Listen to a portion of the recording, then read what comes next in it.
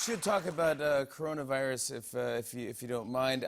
I just don't know. I watch the news, I read the news, and I just don't know who to really trust. I'm hearing.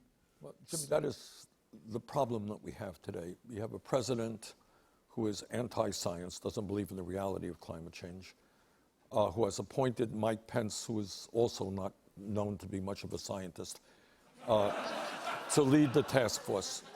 And clearly at this moment, you need somebody you can trust who is going to bring together the best scientists, doctors, researchers, work with the entire world to do everything that we can to halt this terrible pandemic.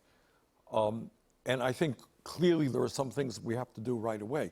The idea that we have so many of our people in this country, the only country on earth, major country, doesn't guarantee health care to all people. We have to make sure that everybody right now feels free when you're sick to go to a doctor, regardless of your income. And you know what? The government will pay that bill. Number two, we are the only major country on earth not to guarantee paid medical leave.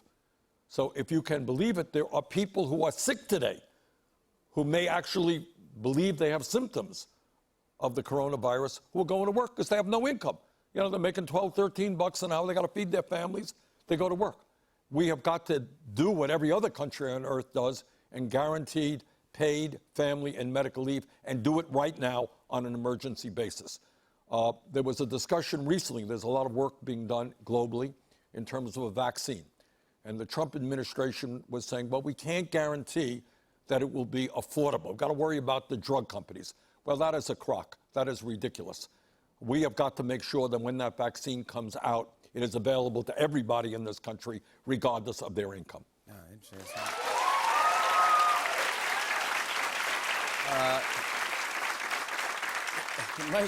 Mike Pence being in charge of this was very interesting to a lot of people because they think that he's going to take the fall from this, take the hit, because this is a disaster, I think. And then they're going to say that Trump is going to have Nikki Haley on the ticket in 2020. What are you hearing over in your... Well, it's ultimately the President of the United States' responsibility, and why you would appoint a vice president to lead this whose own particular record with regard to science, with regard to the HIV virus, has been pretty pathetic. What you need to do to give confidence to the American people is bring the best minds in the country and the world together. As a leader, that's what you can be doing. And don't make this into politics. Don't start attacking Democrats. That is not only absurd, it is demoralizing for the American people. Last time we talked, your face lit up when I mentioned your grandkids. Yeah. How many grandkids do you have? I have 7 very beautiful grandchildren. How old is the oldest grandkid? Like 60, 63? Close. Thank you. She's 16, I think. Oh, 16. So she knows what's going on in the world and knows issues and what the president does and probably has opinions. She can't vote, but she has we've dragged them out to a whole lot of rallies. Yeah. Follow. What do they want? What's their concern, and what is the future for our grandkids? Well, I think, and one of the reasons that I'm running for president is for my grandchildren and for kids all over this country and all over the world. And, as the richest country in the history of the world, Jimmy, you don't hear this much on television, but there should not be 500,000 people sleeping out on the streets of America tonight. Half of our people should not live paycheck to paycheck. 87 million should not lack the health care that they need. All of our kids deserve quality education, regardless of the zip code that you live in. We should lead the world in combating climate change. We've got to end a racist and broken criminal justice system and a completely discombobulated immigration system where people are terrorized today. They're going to be picked up by ICE. There is so much to be done in this country, and we're the richest country in the history of the world, but we got to deal with this greed that's out there. It's not acceptable that 3 people own more wealth than the bottom half of America. It's not acceptable that the top 1% owns more wealth than the bottom 92%.